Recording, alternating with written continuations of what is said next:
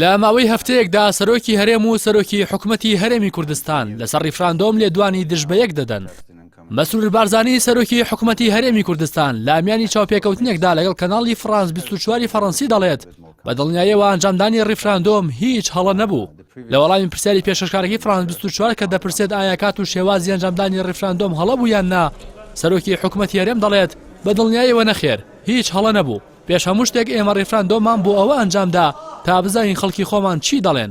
ئەوە دەربڕینی خواستی خەڵکی بوو کە پرۆسەیەکی تەواو دیموکراسی بوو. خەڵکی تەنیا بۆ چوونی خۆیان دەربڕیوە کە چیان دەوێت. ئەم لێدوانەی مەسرور بارزانی پاشەوە هات. هەفتەی ڕابردوو نێچیروان بارزانی سەرۆکی هەرێمی کوردستان کە هاوکات جێگری سەرۆکی پارتیە لە میانی چاوپێکەوتنێکدا لەگەڵ وەرزنامەی توێژینەوەی سیاسەتی دەرەوەی تارانی ئێرانی ڕایگەیاند بۆ کوردەکان دەرکەوت کە سازدانی ڕیفراندۆمی سربەخۆیی ڕێگا و شێواز و نەهجێکی ڕاست نەبوو.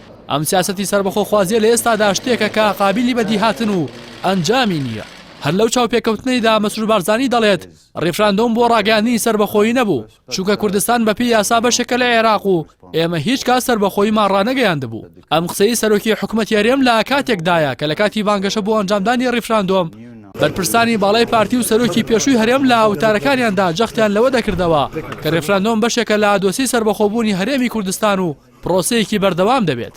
مەسرور بارزانی لە وەڵامی و پرسیاری کایە کوردستان دەبێت بە دەوڵەت ئاماژە بۆ دەکات. ئەمڕۆ ئامانجی ئەمەوەیە پەیوەندێکی باشترمان لەگەڵ بەغدا هەبێت بۆ ئەوەی بتوانین زۆرترین دەستکەوت بۆ خەڵکی کوردستان و هەموو عێراقیش بەدەست بهێنین کە ئەمەش وەک زۆر لێدوانی پاش ڕیفراندۆم پێچەوانی وتارەکانی بەڵێنی سربەخۆیی و بەر لە ڕیفراندۆمە. هاوکا سەرۆکی حکومەتی هەرێم هیوای ئەوە دەخوازێت کە ڕووخانی دەوڵەتی عێراق ڕوونەدات.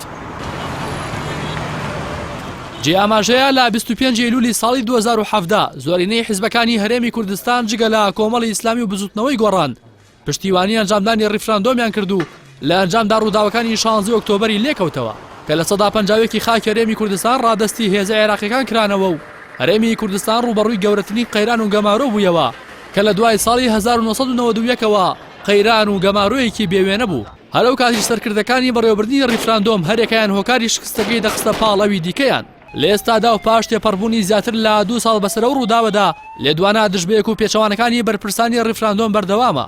هاوکات زۆرینەیان وتارەکانیان پێچەوانەی وتارەکانی پێش ئەنجامدانی ڕیفراندۆمە. ڕاستی حەمامین کەناڵی ئاسمانی پەیام.